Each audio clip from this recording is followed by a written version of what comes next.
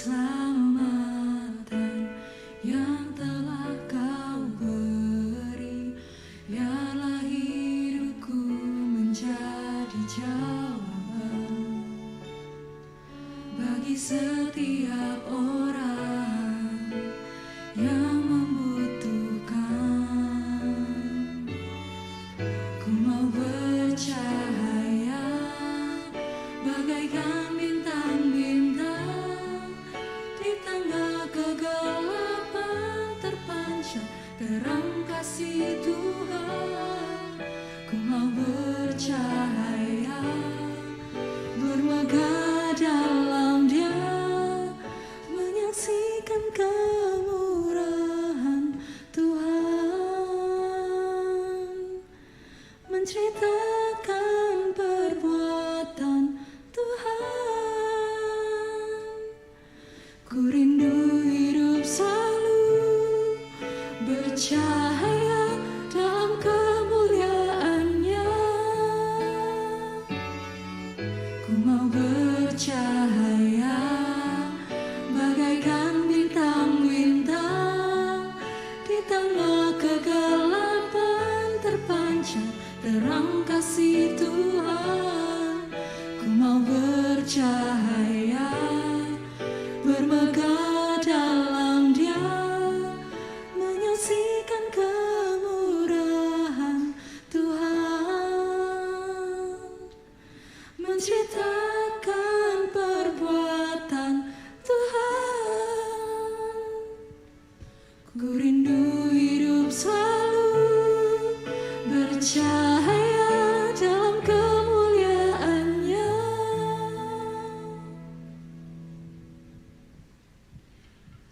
Karena melalui kematian-Nya kita menjadi hidup, dan melalui kebangkitan-Nya kita menjadi menang. Selama momen kematian dan kebangkitan Tuhan menjadi bukti terbesar akan kuasa dan juga kasih Tuhan bagi setiap engkau dan saya.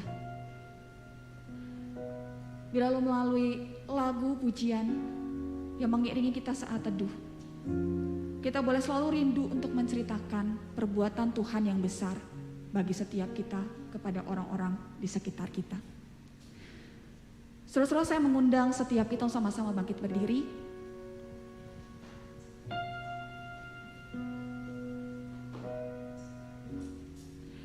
Saudara-saudaraku, ibadah pada hari ini kita mulai dengan satu pengakuan bahwa pertolongan kita datangnya dari Allah yang hidup.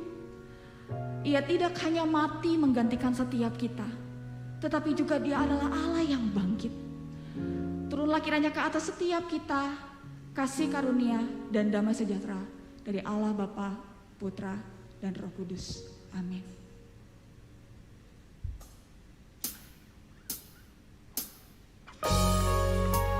Sebab tidak ada Allah yang seperti Dia, yang mengasihi engkau dan aku.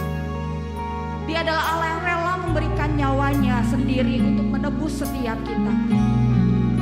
Karena itu mari dengan segenap hati kita mau menyanyikan, aku percaya tiada yang seperti engkau.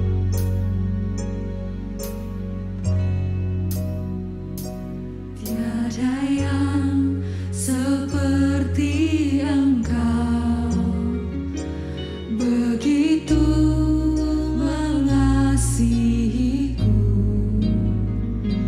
Kau Tuhan sanggup menjawab semua seru doa.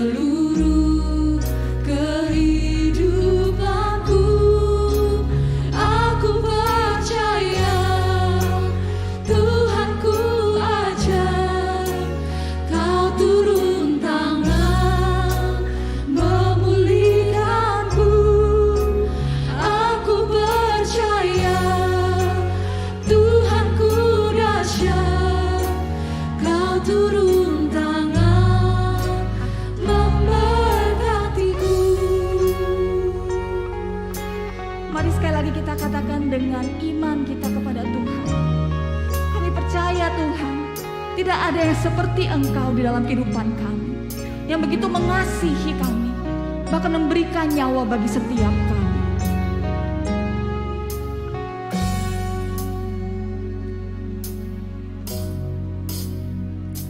Tiada yang seperti Engkau, begitu mengasihiku. Kau Tuhan sanggup menjawab semua seru doaku. Tiada yang seperti Engkau Tuhan. Tiada yang seperti Engkau, begitu mengasihiku. Kau Tuhan sanggup melawan seluruh kehidupanku. Aku percaya Tuhanku ajaib, Kau turun tangan memulihkanku. Aku percaya Tuhanku dahsyat, Kau turun tangan memberkati. Aku percaya Tuhan. Aku percaya Tuhanku ajaib, Kau turun tangan memulihkanku. Aku percaya Tuhanku dahsyat, Kau turun tangan memberkatiku. Kau turun tangan memberkatiku. Kau turun tangan memberkatiku.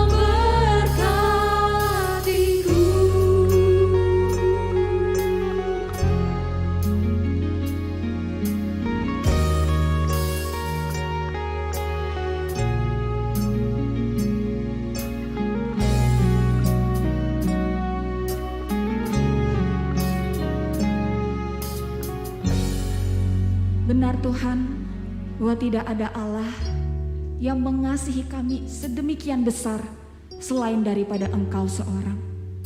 Terima kasih Tuhan, Engkau membuktikan bagi setiap kami bahwa Engkau begitu mengasihi kami hingga Engkau rela mati di kayu salib. Tapi Engkau juga membuktikan kepada setiap kami kuasa-Mu yang besar, yang bangkit, dan yang membuat kami juga menang atas kuasa dosa. Terima kasih Tuhan, biarlah pada hari ini kami boleh sama-sama merayakan kebangkitan, kemenangan Tuhan atas kuasa maut, atas kuasa iblis, atas kuasa dosa. Tolong bimbinglah setiap kami Tuhan, berikanlah kami sukacita, berikanlah kami juga semangat untuk boleh merayakan kebangkitan Tuhan. Dalam nama Tuhan Yesus Kristus kami berdoa dan mengucap syukur. Amin. Mari saudara-saudara, sama-sama kita mau merayakan kebangkitan, kemenangan Tuhan kita atas kuasa maut, kuasa dosa. Tuhan kita telah bangkit dan hidup untuk selama-lamanya. Amin.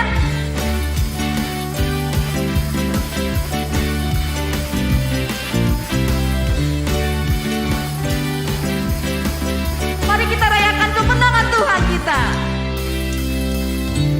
Rayakan, Yesus rayakan. Rayakan, Yesus rayakan. Rayakan, Yesus rayakan.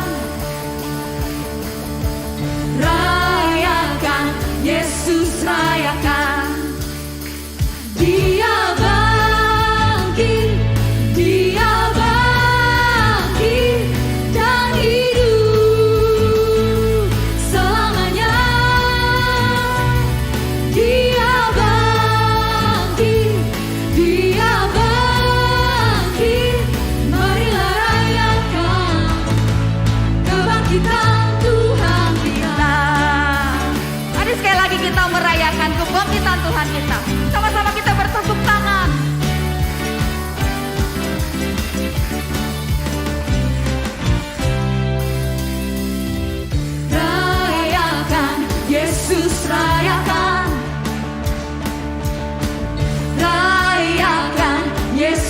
rayakan. Sekali lagi rayakan. Rayakan, Yesus rayakan.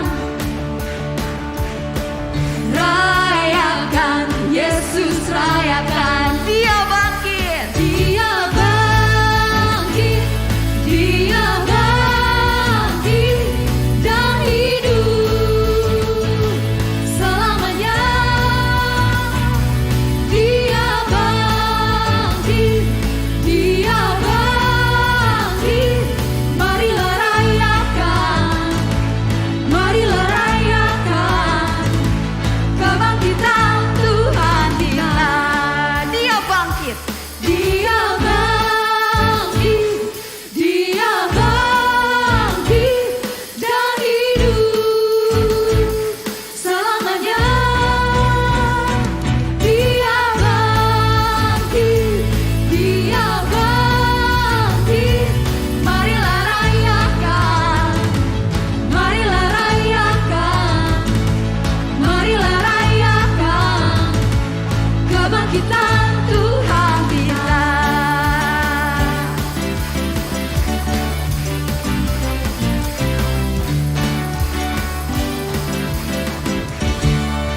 Amin. Sama-sama kita berikan tepuk tangan yang meriah bagi Tuhan kita yang bangkit dan yang hidup. Saudara, Allah kita, Allah yang bangkit, Allah yang menang. Amin. Ada amin? Mari sama-sama kita mau merayakan. Dia adalah Allah yang menang mengalahkan kuasa dosa. Dan karena kebangkitannya kita pun menang. Mari sama-sama kita mau menyanyikan lebih dari pemenang.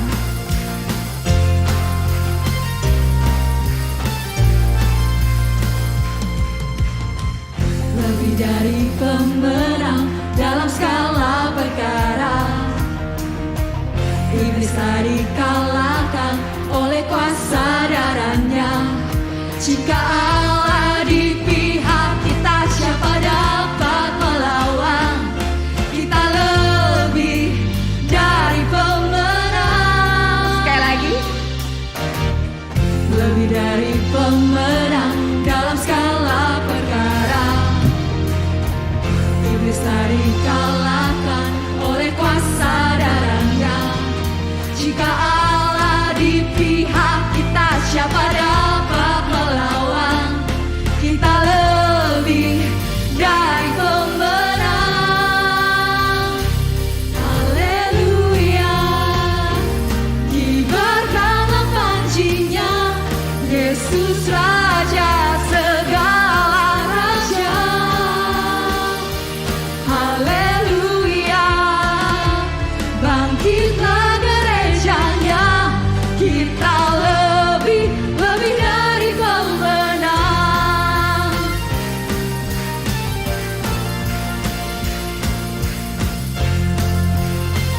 Kita adalah umat pemenang Tuhan. Lebih dari pemenang dalam skala perkara. Iblis tak dikalahkan oleh kuasa darahnya. Amin. Jika Allah di pihak kita, siapa dapat melawan? Kita lebih dari pemenang. Haleluya, kibarkanlah pancinya, Yesus Raja segala raja. Haleluya, bangkitlah gerejanya, kita lebih dari pemenang. Haleluya, kibarkanlah pancinya, Yesus Raja segala raja. Haleluya, bangkitlah gerejanya, kita lebih dari pemenang. Kita lebih dari pemenang. Kita lebih dari pemenang.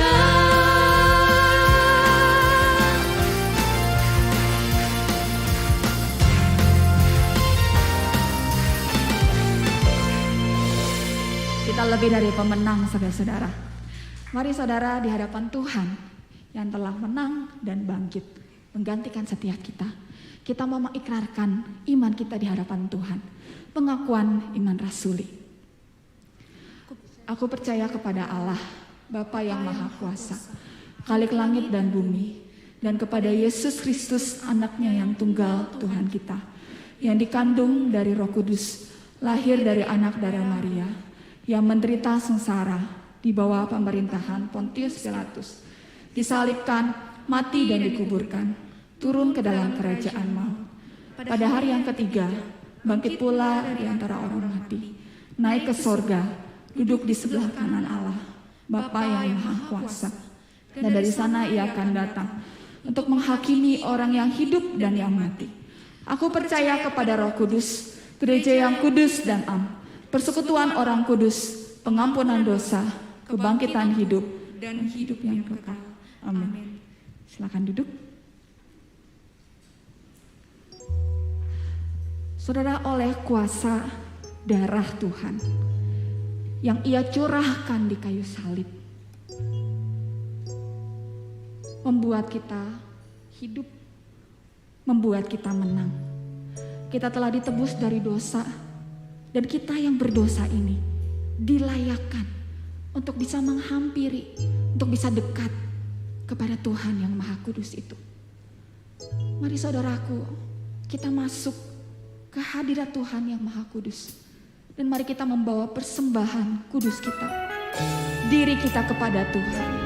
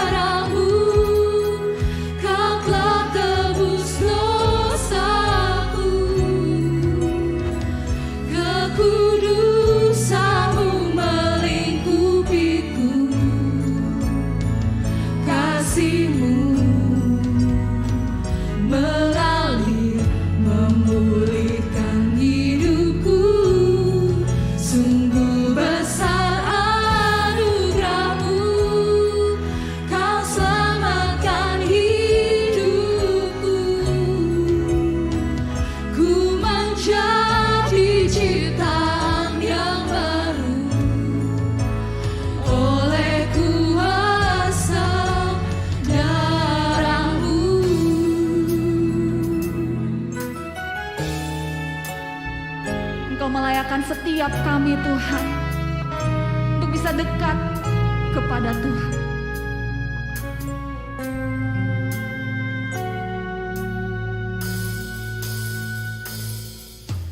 Kelayakanku menghampirimu, melihat tata kemuliaan-Mu Tuhan. Pujian ku naikkan, sembah ku berikan bagimu Allah yang mulia. Oleh kuasa darah-Mu Kau telah tebus dosaku,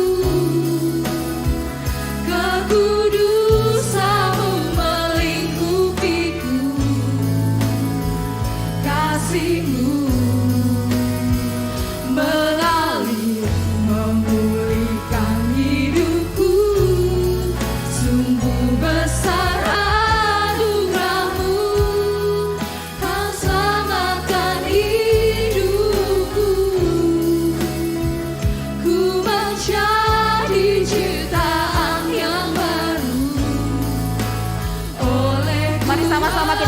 berdiri darahmu, oleh kuasa darahmu.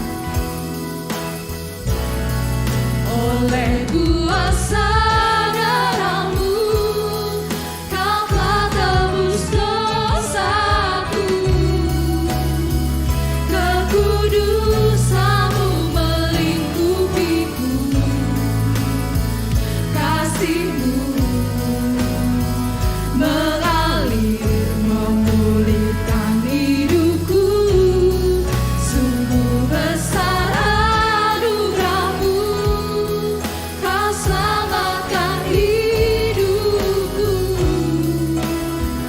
Ku menjadi ciptaan yang baru oleh kuasa darahmu, oleh kuasa darahmu, oleh kuasa darahmu.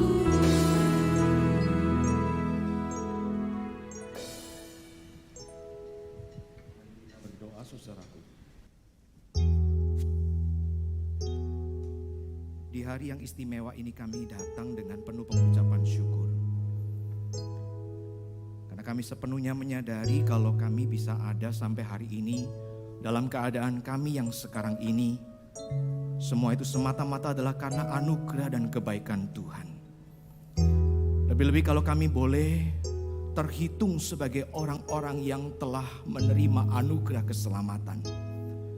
Kalau kami telah diperhitungkan sebagai ahli-ahli waris kerajaan surga. Lepas dari segala ketidaklayakan dan kekotoran hidup kami. Tapi kami menerima anugerah yang sedemikian besar. Terima kasih Tuhan. Terima kasih. Maka sekarang Tuhan, ketika di hari ini begitu banyak orang di dalam dunia ini bersama-sama kami mengangkat pujian, mengangkat hati yang penuh ucapan syukur karena mengingat kembali satu peristiwa terbesar sepanjang sejarah kehidupan dunia, di mana anak manusia itu yang telah menyerahkan nyawanya untuk pengampunan dosa tidak terus-menerus tinggal dalam kematian, tapi Engkau Sang Anak Allah bangkit mengalahkan kuasa maut dan Engkau menang atas semua itu. Kami bersama dengan segenap umat begitu banyak di tengah dunia ini bersama bersyukur, bersama memuji Engkau, membesarkan, meninggikan Engkau. Karena Engkaulah Tuhan, Engkaulah Juru Selamat, Engkaulah Allah. Terima kasih Tuhan. Maka itu sebabnya ya Tuhan, sekarang ketika kami, setelah kami boleh punya kesempatan untuk meluapkan pujian kami, mengangkat hati kami setinggi-tingginya bagi hormat nama-Mu. Sekarang ya Tuhan, tenangkan kami. Bukalah hati dan pikiran kami lebar-lebar. Pertajam telinga pendengaran iman kami. Supaya ketika kami membaca firman-Mu, ketika kami merenungkannya, kami boleh melihat dan mendengar Engkau sendiri ya Tuhan yang bersabda kepada kami. Supaya kepada setiap kami yang ada di ruangan ini tanpa terkecuali, kami semua boleh disapa oleh Sang Juru Selamat, Sang Firman Allah yang hidup itu. Supaya pulang dari tempat ini, pulang dari ibadah ini, kami boleh menjadi pribadi yang berbeda. Pribadi yang boleh dengan penuh kegairahan mengikut dan melayani Tuhan. Berbicaralah Tuhan, sapalah kami semua. Dalam nama Tuhan Yesus, Tuhan dan Juru Selamat kami itu, kami berdoa dan bersyukur. Amin. Silakan duduk saudara.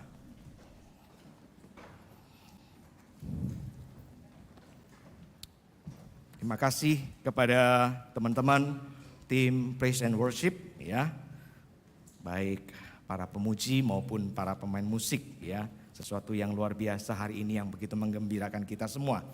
Baik saudara, di dalam momen Paskah hari ini melanjutkan dari perenungan kita di hari Jumat kemarin tentang sahabat yang kita temukan di dalam sosok pribadi Kristus Tuhan itu. Mari saya mengajak saudara untuk membaca satu bagian firman Tuhan terambil dari surat 1 Korintus pasal yang ke-15. 1 Korintus pasal yang ke-15 ayat yang ke-56 sampai 58. 1 Korintus 15 ayat 56 sampai dengan yang ke-58. 1 Korintus 15, 56 sampai 58, saya akan bacakan bagi saudara-saudara demikian firman Tuhan. Sengat maut ialah dosa, dan kuasa dosa ialah hukum Taurat. Tetapi syukur kepada Allah yang telah memberikan kepada kita kemenangan oleh Yesus Kristus Tuhan kita. Karena itu saudara-saudaraku yang kekasih, berdirilah teguh, jangan goyah, dan giatlah selalu dalam pekerjaan Tuhan. Sebab kamu tahu bahwa dalam persekutuan dengan Tuhan, jerih payahmu tidak sia-sia. Saya akan menyampaikan satu renungan yang saya beri judul atau tema A Victorious Friend. Seorang sahabat, tapi bukan sembarang sahabat. Sahabat yang kemarin hari Jumat kita dengar ya pesannya. Aku menyebut engkau sahabat, bukan lagi hamba. Sahabat yang seperti apa? Dia adalah sahabat yang menang, sahabat yang penuh dengan kemenangan. Nah saudara, izinkan saya menyampaikan satu kisah dulu di awal khotbah ini. Ya, tentang sebuah atau perjalanan sebuah keluarga yang mengalami perubahan total dalam kehidupannya karena mereka menemukan sesuatu yang sangat berharga. Ya, boleh ditayangkan, ada satu gambar, ini adalah kalau saudara pecinta seni, saudara mungkin akan mengenalinya karena ini adalah salah satu produk seni yang terbaik ya di dunia. Dan yang luar biasa, lukisan ini dilukis oleh seorang anak bangsa, maestro, seorang pelukis Indonesia yang hidupnya kira-kira 200 tahun yang lalu, almarhum Raden Saleh. Ya. Ini adalah satu dari 30 seri lukisannya yang kemudian menjadi luar biasa diapresiasi di dunia. Yang menarik adalah proses penemuan lukisan ini saudara. Kejadiannya kira-kira akhir tahun 2018 yang lalu. Ketika ada satu keluarga yang kemudian berencana untuk menjual rumah mereka. Lalu kemudian dia memeriksa isi rumahnya termasuk gudang bawah tanahnya. Ruangan basementnya. Tempat di mana begitu banyak barang-barang tak dipakai biasanya disimpan di sana. Lalu dia menemukan salah satu lukisan yang cukup besar. Waktu dia ingat-ingat rupanya lukisan ini adalah lukisan yang memang dia juga terima ketika dia membeli rumah itu bersama dengan seluruh isi perabotan dari pemilik rumah sebelumnya. Ya. Lalu kemudian karena dia merasa ini sebuah lukisan yang cukup besar, ukurannya kira-kira 1 kali 2 meter begitu ya. Lalu kemudian dia berusaha mencari tahu tentang lukisan ini. Dan sudah tahu apa yang terjadi ketika dia kemudian mencoba memeriksa keaslian, lalu kemudian nilai lukisan ini. Lukisan ini yang berpuluh-puluh tahun teronggok di ruangan basement itu sudah bisa tebak. Lalu kemudian waktu dia bawa ke seorang pakar, dia kemudian memperkirakan nilai lukisan ini 1 juta euro. 1 juta euro. Lalu kemudian keluarga ini akhirnya memutuskan untuk menjual lukisan ini.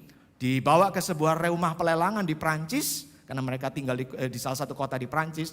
Dibawa ke Prancis, di rumah pelelangan itu sudah tahu. Pada akhirnya kira-kira awal Januari atau awal tahun 2019. Lukisan ini terjual dengan total nilai 11 juta dolar. 11 juta dolar. Itu kira-kira berarti uang kita 160 miliar lebih. Dan dipotong dengan berbagai pengeluaran, biaya dan lain-lain. Keluarga itu kira-kira menerima lebih dari 130 miliar rupiah.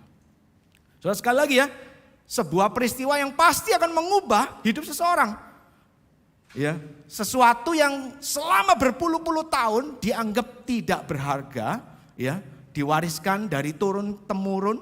Lukisan ini diperkirakan dilukis kira-kira 170 tahun yang lalu ketika sang pelukisnya masih hidup, lalu kemudian dibeli oleh salah seorang pejabat Belanda, lalu kemudian dia bawa ke rumahnya, lalu kemudian dan seterusnya sampai akhirnya ditemukan kira-kira 2-3 tahun yang lalu.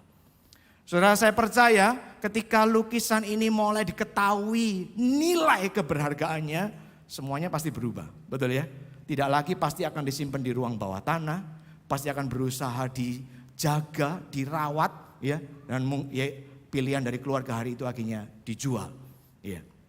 Saudara yang dikasih Tuhan, saya percaya apa yang terjadi dengan lukisan ini seringkali juga terjadi dalam kehidupan kita. Mungkin tidak se-ekstrim kalau kita cocokkan dengan nilai rupiahnya. Betul ya? Mungkin ya walaupun saya tahu ketika saudara mendengar kisah ini ngarep ya. Nah, nanti mungkin pulang pasti rame-rame mereksa gudang ya. Kalau yang punya basement mereksa basement. Jangan siapa tahu ya. Punya lukisan ya. Enggak usah 2 meter lah ya. Ya 50 kali 50 boleh lah. Jangan-jangan nilainya 10 miliar ya. Saudara boleh ngarep ya. Tapi sesungguhnya menurut saya yang dengan kejadian dengan nilai nominal se-ekstrim itu mungkin tidak banyak terjadi dalam hidup kita. Tapi saya yakinkan kepada saudara, tidak sedikit dari kita yang juga punya atau pernah mengalami prinsip yang sama itu. Yaitu ketika kita tidak mampu menghargai sesuatu yang begitu berharga. Sampai kemudian setelah itu lewat, setelah itu lenyap, lalu kemudian kita baru menyesalinya. Bicara soal kesehatan misalnya. Bukankah selama ini tidak jarang di antara kita yang kemudian begitu mengabaikan yang namanya kesehatan. Sampai satu kali ketika vonisnya datang, lalu kemudian pengobatannya begitu menyakitkan, panjang, apalagi mahal. Mungkin kita baru mikir ya, andai waktu itu saya lebih menjaga. Bicara soal harta benda, tidak sedikit yang seperti itu. Bicara soal waktu, saya percaya tidak jarang, bisa dibilang hampir semua manusia punya kejatuhan yang sama. Di mana kita seringkali abai pada betapa berharganya waktu yang kita punya. Mentang-mentang enggak usah disuruh bayar, mentang-mentang enggak usah harus beli kulaan yang namanya waktu, ya toh? Lalu kemudian kita menganggap waktu itu tidak begitu berharga. Sampai ketika kemudian kita kekurangan atau kehilangan waktu. Bicara soal relasi dengan pasangan suami istri, orang tua dan anak, relasi kekasih, relasi persahabatan. Bukankah tidak sedikit di antara kita yang juga mengalami hal yang sama? Waktu orangnya ada, kita lupa menghargai. Kita lupa menganggapnya penting dengan memberikan perhatian yang sepatutnya. Tapi ketika kemudian harus berpisah, lalu kemudian baru merasakan kehilangan. Betul ya saudara? Saya percaya ini terjadi dalam kehidupan kita. Oke, sekali lagi, mungkin kalau dibicarakan dengan nilai nominal rupiahnya, mungkin tidak se-ekstrim orang-orang ini. Tapi sekali lagi saya yakinkan kepada saudara, ada banyak sekali kesempatan kita juga mengalami hal yang sama. Di mana ada yang begitu berharga dalam kehidupan kita, tapi kita lupa menghargainya. Dan salah satunya menurut saya, ironi terbesarnya adalah, karena ini hari Paskah, saya ingin mengajak saudara mengingat, bukankah kita juga terlalu sering melakukan hal yang sama kepada Kristus Tuhan Sang Juru Selamat. Sesuatu yang harusnya sangat berharga dalam kehidupan kita.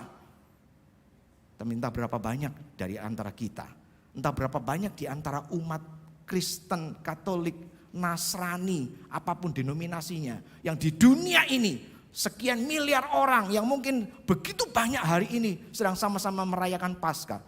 Pertanyaannya, apakah di antara miliaran manusia itu betul-betul bisa menghargai Tuhan dan memperlakukannya dengan meresponnya dengan cara yang tepat. Seperti kalau kita menemukan lukisan berharga ini di rumah kita. Ini menjadi pertanyaan bagi kita.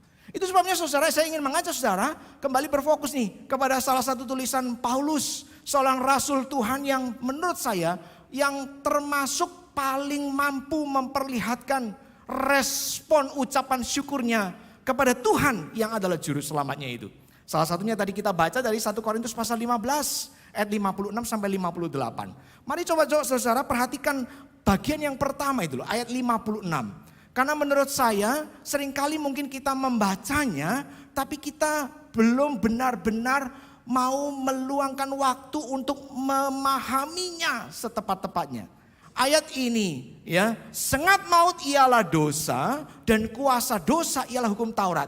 Ayat sebelumnya kan ada satu kutipan gitu ya dari perjanjian lama. Hai maut, di mana sengatmu? Gitu kan? Hai maut, di mana kuasamu? Itu biasanya yang kemudian menjadi sorakan kita di hari Paskah, menunjukkan kemenangan kita atas maut, ya, atas kematian kekal. Tapi saudara perhatikan ayat ini. Ketika Paulus menuliskan sengat maut ialah dosa dan kuasa dosa ialah hukum Taurat. Saudara, apa kira-kira yang menjadi pemahaman saudara tentang ayat ini?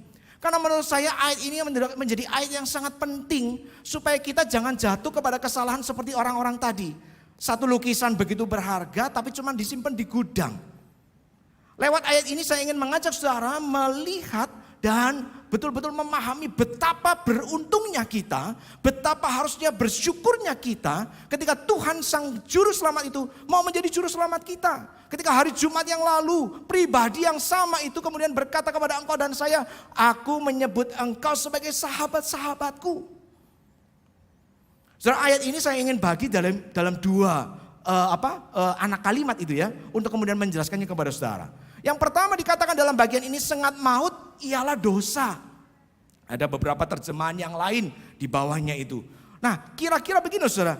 Saya ingin mengatakan malah menjelaskan secara sederhana bahwa bagi Rasul Paulus di dalam pemahaman teologianya, ya, dia ingin menunjukkan kepada kita betapa mengerikannya kehidupan kita di luar Tuhan. Karena di luar Tuhan kita itu kan mengalami maut, tapi bukan cuma maut, tapi maut yang mendatangkan kematian kekal. Nah saudara begini loh, saya percaya kita sebagai manusia sejak awal diciptakan, bahkan sejak sebelum Adam dan Hawa jatuh dalam dosa. Rencana Tuhan bukanlah menciptakan manusia itu yang tidak bisa mati. Rencana Tuhan bukanlah menciptakan manusia yang hidup kekal selama-lamanya di bumi, ya, di Taman Eden, Firdaus. Menurut saya tidak. Satu adalah ketika Tuhan Allah sebelum Adam Hawa jatuh dalam dosa sudah memberi perintah. Beranak cuculah, bertambah banyak, penuhilah bumi dan taklukkanlah. Betul ya? Bayangkan kalau kemudian ini manusia-manusia kekal ini yang tidak bisa mati ini, tapi diperintahkan beranak pinak. Ya, kira-kira bumi ini kapan? Ya, mungkin tidak sampai umur sekian sudah terlalu penuh. Ya, sudah jauh-jauh waktu lalu sudah penuh, sesak karena manusia tidak pernah mati.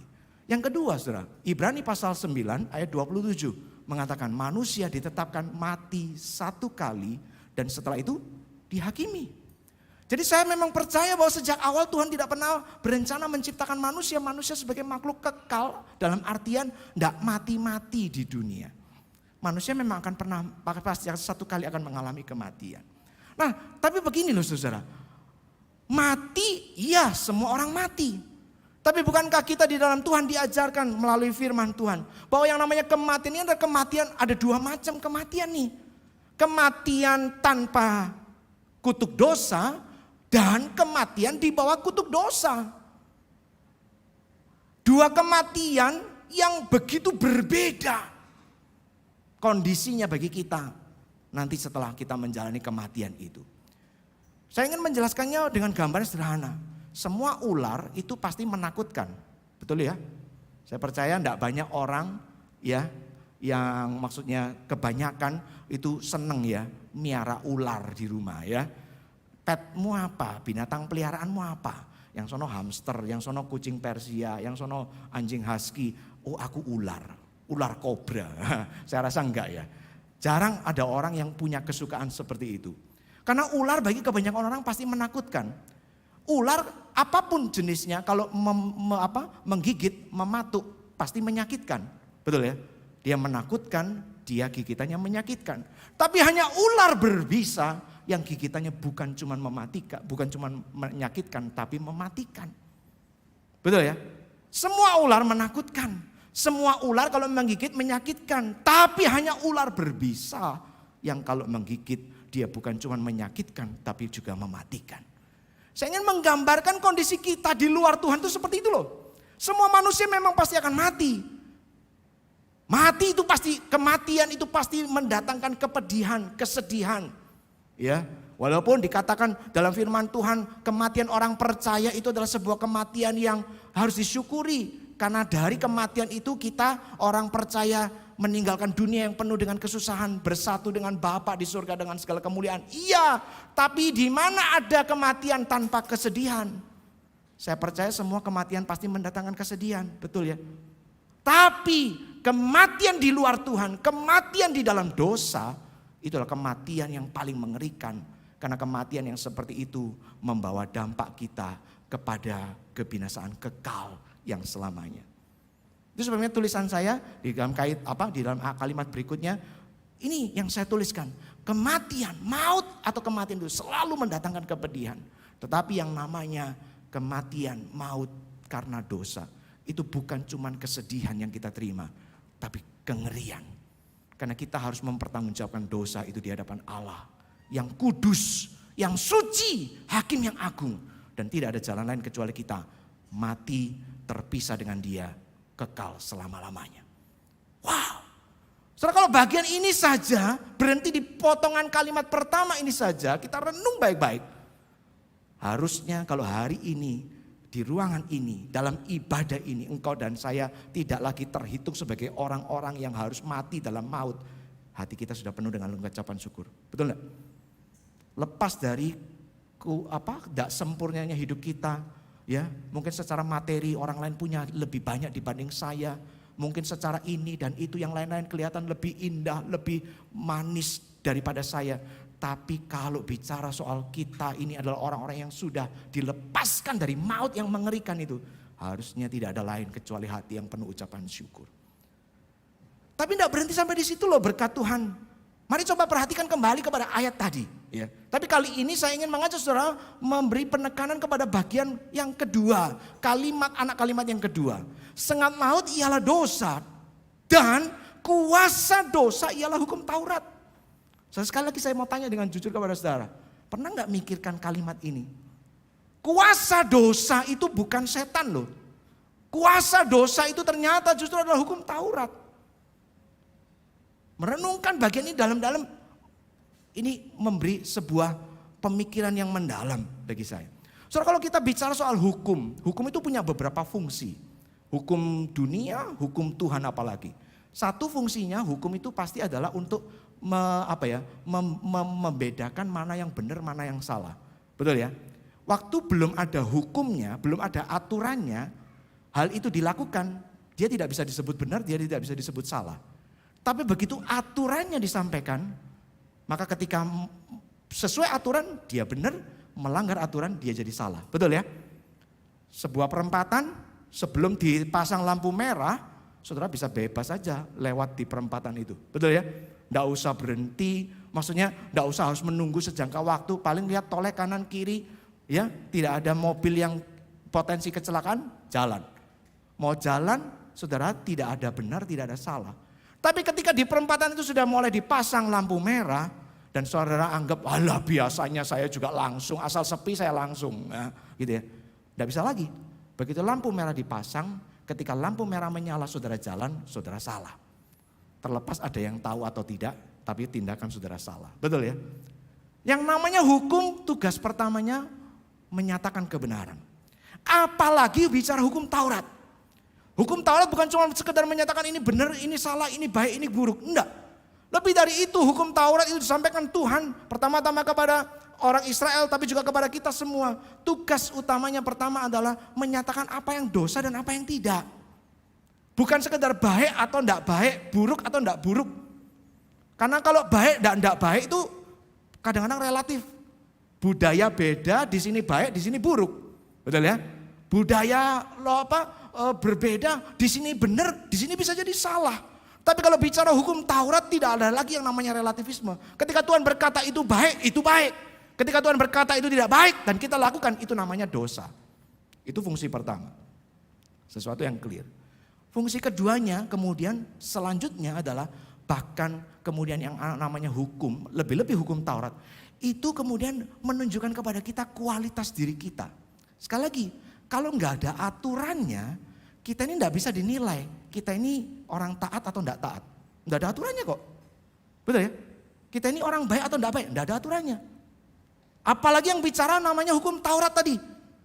Ketika hukum Taurat diberitakan, kita jadi sadar nih sekarang. Saya ini bukan orang baik loh. Menurut manusia, menurut kacamata orang-orang di sekitar saya, mungkin saya dinilai cukup baik. Tapi ternyata kalau dilihat dari hukum Tuhan, saya ini tidak lebih dari orang berdosa. Firman Tuhan pernah berkata, ya, jangankan yang 1000 aturan pengembangan dari 10 hukum Taurat. Dari 10 hukum Taurat itu saja loh.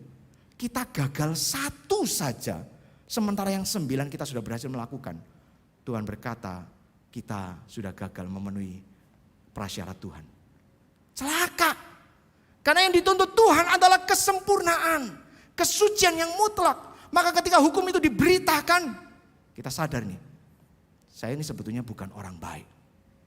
Lebih-lebih, saya ini bukan orang suci. Saya ini tidak bukan sama seperti manusia-manusia lain. Adalah orang-orang berdosa. Maka saya butuh sang juru selamat. Itu fungsinya hukum Taurat. Ketika diberitakan, kita jadi sadar diri. Aku ini tidak bisa loh menyelamatkan diriku sendiri. Akhirnya dikatakan, kamu perlu Yesus. Tapi saudara, ada hal yang ketiga.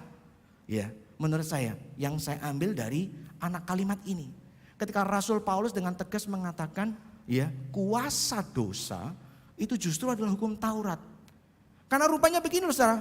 Kalau yang pertama tadi, begitu ada hukum, ada potensi. Betul ya? Sebelum hukum diberikan, nggak ada dosa, nggak ada pelanggaran, nggak ada kesalahan. Begitu ada hukum, ada potensi orang bersalah. Ada kemungkinan orang bersalah. Betul ya? Tapi yang ketiga ini mau bicara, bahkan lewat hukum Taurat itulah, satu, kita itu jadi punya bukan cuma peluang berbuat dosa, tapi kemudian jadi tahu, oh dosa itu apa. Dan celakanya pengetahuan akan dosa ini oleh si setan, natur jahat, natur dosa di mana kita dilahirkan. Itu kemudian dirangsang menjadi sebuah keinginan justru untuk berbuat dosa. Sekali lagi saya ulang pelan-pelan. Waktu dikatakan hukum Taurat itu menyatakan benar dan salah, dosa dan tidak dosa. Begitu hukum itu diberikan, maka mulai saat itu sudah ada potensi, peluang. Betul ya? Kayak tadi, begitu lampu merahnya dipasang, ada potensi orang melanggar lampu merah. Sebelum ada lampu merah, nggak ada potensi pelanggaran. Betul ya? Begitu dipasang, ada potensi. Begitu hukum Taurat dipasang, begitu hukum Taurat disampaikan, ada potensi kita berbuat dosa. Tapi yang celakanya dari bagian ini, potensi itu bukan cuma sekedar potensi. Dikatakan apa? Kita bukan hanya punya pengetahuan, tapi justru keinginan berbuat dosa. Itu celaka. Saya kalau tidak percaya ini bukan pemikiran saya. Rasul Paulus dalam suratnya yang lain itu kemudian menyampaikan pemahaman ini. Coba kita lihat misalnya dalam surat Roma. Yang paling dekat adalah surat Roma pasal 7 saudara. Waktu bicara soal dosa ini. Paulus berkata, sebab waktu kita masih hidup dalam daging, hawa nafsu dosa yang dirangsang oleh hukum Taurat bekerja dalam anggota-anggota tubuh kita agar kita berbuah bagi maut. Kita ini waktu menerima hukum, celakanya karena kita ini orang berdosa, kita ini begitu menerima hukum justru salah satu yang terangsang, salah satu yang muncul keinginan untuk melanggar hukum. Sebetulnya ya kita para orang tua saya percaya ya sudah familiar dengan ini ya. Waktu anak kecil tuh belum dilarang ya kayaknya enggak melakukan ya. Begitu dilarang malah tertarik untuk melakukan, betul ya? Benar apa benar? Ya. Kalau belum punya anak minimal kan diri sendiri anak loh. Ayo ngaku aja di hadapan Tuhan. Apa iya? Kenyataannya begitu toh. Waktu tadinya enggak ada lampu merah itu ya, jalan mungkin masih bisa pelan-pelan begitu mendekati perempatan toleh kanan toleh kiri. Kenapa nggak langsung jos saja? Ya, nanti tabrakan dari sini dari sana mati nanti ya celaka. Begitu dipasang lampu merahnya masih kuning ya, sebentar lagi, wush ya. Padahal sudah jarak mungkin 20 meter sudah lihat lampunya jadi merah. Ya, tanggung, ya, betul nggak? Makanya kalau saudara perhatikan, konon salah satu alasan kenapa di lampu merah Surabaya dan banyak kota besar lain, ya itu countdown, ya angka hitung mundur dulu, dihilangin. Dulu kan pernah ya di Surabaya dipasang ya beberapa lampu merah dipasang ya, wah hijaunya mulai ada countdownnya 10, 9, 8 ya gitu ya dan seterusnya ya. Kenapa dicabut semua? Karena konon katanya setelah diamat-amati oleh para petugas yang berwenang, ini countdown ini malah makin ngeri ya. Waktu countdownnya lampu merah 10, 9, 8 ya. Ini pengemudi sudah siap-siap kayak Valentino Rossi ya. Wah, kayak Marc Marquez ya, kayak Lewis Hamilton ya. 10, 9, 8 lihat itu ya. Begitu ting langsung ya. Enggak peduli kanan kiri masih ada yang nerobos atau enggak. Celakanya Waktu kemudian lampu countdownnya itu di hijau ya, 10, 9, 8 ya. Bukannya malah ngurangi, bukannya malah ngerem, makin tancap gas. Benar enggak? Benar apa benar? Itulah celakanya natur dosa kita. Ketika aturannya disampaikan, kita bukannya justru makin menjadi makin waspada, makin berhati-hati supaya tidak jatuh, tidak melanggar. Tapi justru seakan-akan ada rangsangan yang makin kuat supaya kita kemudian makin melanggarnya. Ya. Ini katanya orang-orang zaman dulu, kucing dikasih dendeng ya. Wah, mau diatur gimana pun, mau dilarang, dikasih tanda larangan gimana pun, dia akan berusaha untuk nyuri itu dendeng. Itulah natur kita manusia. Hukum Taurat aku telah mengenal dosa. Yang bukan hukum Taurat tidak mengatakan jangan mengingini. Paulus ngomong, sebelumnya aku nggak tahu apa sih mengingini itu. Tapi ketika hukum Taurat diberikan, jangan mengingini milik sesamamu. Lalu kemudian, enggak boleh. Tapi itu sekali lagi, justru malah. Tapi dalam perintah itu dosa mendapat kesempatan untuk membangkitkannya di dalam diriku. Rupa-rupa keinginan. Justru karena ada perintah jangan mengingini, malah terbangkitkan keinginan. Rupa-rupa keinginan. Sebab tanpa hukum Taurat, dosa mati. Sebab dalam perintah itu dosa mendapat kesempatan untuk menipu aku. Dan oleh perintah itu ia membunuh aku. So sekali lagi ayat-ayat ini menggambarkan kepada kita betapa mengerikannya sebenarnya hidup kita ini. Kalau tidak dikasih hukum, menurut Anda hidup kita jadi lebih baik kalau begitu? Lah kalau begitu ngapain? Tuhan itu repot-repot dari awal ini, memang Tuhan ini bikin masalah kok ya. Dari awal coba nggak kasih hukum Taurat, kita nggak ada keinginan berbuat dosa. Paulus bahkan ngomong pengenalan, pengetahuan akan dosa itu baru muncul setelah ada hukum Taurat, setelah ada aturannya. Anda udah dikasih aturan, selesailah. Benar apa enggak? Paulus berkata tidak. Karena sesungguhnya hukum Taurat lebih-lebih hukum manusia saja berfungsi seperti itu, apalagi hukum Taurat, hukum Tuhan. Hukum itu digunakan sekali lagi ketika dia menyatakan kebenaran dan kesalahan, kebaikan dan keburukan. Tujuannya kan untuk mengatur hidup kita. Betul ya? Bayangkan kalau di dunia ini tidak ada hukum. Bayangkan kalau di dunia ini tidak ada hukum-hukum agama, hukum Taurat kita sebagai orang Kristen. Bayangkan kalau di setiap perempatan lalu lintas itu tidak usah dipasang lagi lampu-lampu lalu lintas merah, kuning, hijau. Tidak usah lagi dikasih tanda dilarang masuk, dilarang belok dan sebagainya dan sebagainya. Toh namanya peraturan dikasih tujuannya malah dilanggar kok. Ya lebih baik tidak usah peraturan. Betul? Salah. Karena sekali lagi lewat peraturan sebenarnya hidup kita diatur menjadi lebih baik. Tapi itu sekali lagi Paulus itu ingin menegaskan kepada kita. Aturan yang kalau kita nggak punya aturan hidupnya makin kacau, makin rusak. Waktu dikasih aturan yang baik pun kita ini justru melakukan yang sebaliknya. Dikasih aturan yang membuat hidup kita jadi baik. Dikasih hukum yang membuat kita jadinya harusnya hidup dalam kelimpahan bersama Tuhan. Dalam relasi yang benar. Justru kita ini makin melanggar. Kita ini makin berbuat dosa. Betapa mengerikannya hidupmu dan hidupku. Dan firman Tuhan jelas loh. Pelanggaran atas setiap hukum-hukum Tuhan itu adalah dosa. Dan dosa itu muaranya kepada apa? Maut tadi. Sengat dosa adalah maut. Betapa mengerikannya hidup kita ini sebetulnya di luar Tuhan. Coba perhatikan ayat yang selanjutnya. Ini kisah yang terjadi pada manusia-manusia pertama. Ini satu kutipan seorang penulis penafsir Alkitab ya tahun 50-an bahkan dia menulis seperti ini. Hukum Taurat bukan sekedar penjaga yang bisa mendeteksi keberadaan dosa. Hukum Taurat merupakan katalis yang membantu atau bahkan memprakarsai tindakan dosa. Ini yang nulis ini bukan seorang ateis yang kemudian mau melawan menyalahkan Tuhan.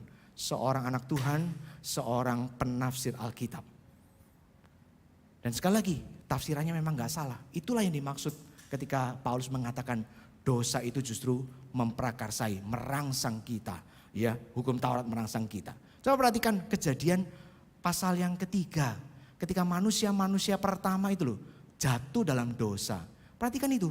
Dikatakan Perempuan itu melihat bahwa pohon itu baik untuk dimakan dan sedap kelihatannya. Lagi pula pohon itu menarik hati karena memberi pengertian. Baru kemudian dia ambil, makan dan berikan kepada suaminya alias jatuh dalam dosa. Tapi saudara kalau baca baik-baik, ini kan terjadi momennya adalah setelah perintahnya disampaikan. Betul ya? Perintahnya disampaikan. Tuhan berkata semua pohon di dalam taman ini buahnya boleh kamu makan. Tapi yang satu itu jangan kamu makan. Karena kamu akan mati. Nah saudara, perintah Tuhan disampaikan. Tapi kemudian itu loh, oleh si setan perintah yang baik itu kemudian justru ditunggangi untuk merangsang kita jatuh dalam dosa. Maka perhatikan ayat berikutnya. Ketika Paulus berkata, kesimpulannya saudara, jika demikian, apakah yang hendak kita katakan? Apakah hukum Taurat itu dosa? Jelek? Sekali-kali tidak. Paulus orang yang sama yang ngomong tadi, hukum Taurat itu justru memprakarsai, merangsang aku berbuat dosa.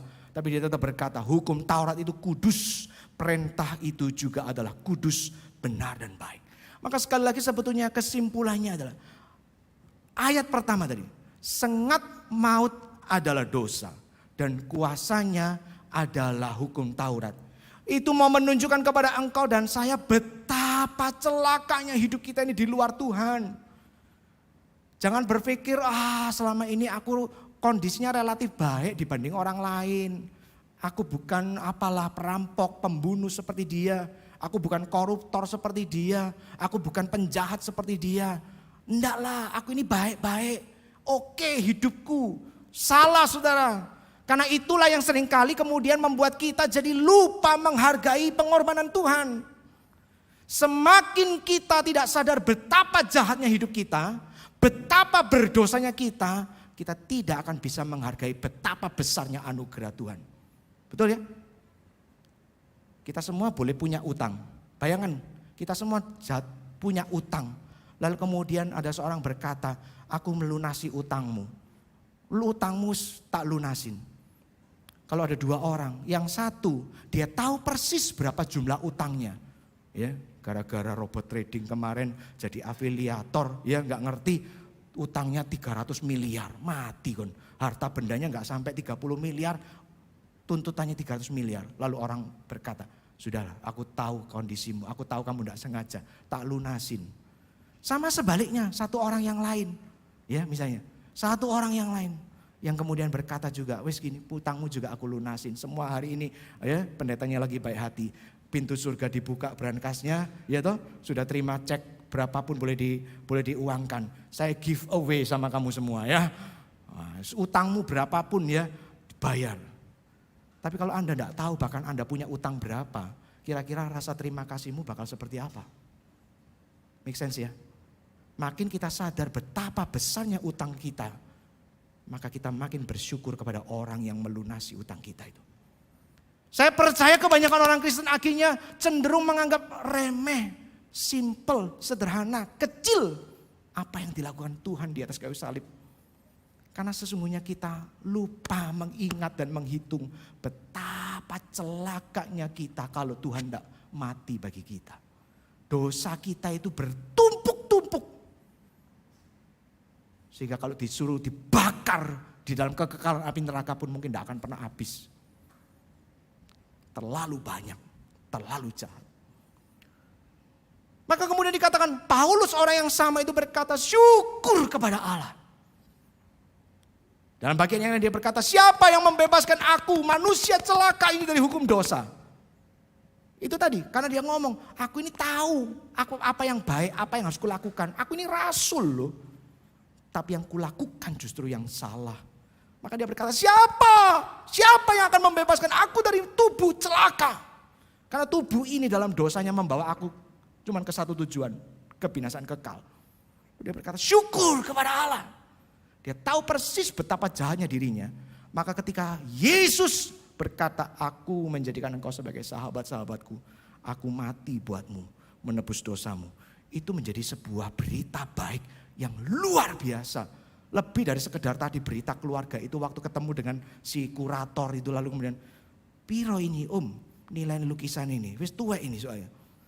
Pikir-pikir, tunggu ya, dinilai ya. Ya, nggak terlalu mahal sih, 1 juta. Lu 1 juta apa om? 1 juta euro. Wah, pingsan ya. Dia tadinya mau jual rumah itu dengan seluruh isinya ya. Maunya digratiskan. Kenapa? Karena dia juga terima gratis dari pemilik rumah sebelumnya. Nyatanya 3 bulan, 4 bulan kemudian begitu dilelang, nilainya 11 kali lipat. 11 juta dolar. Wah.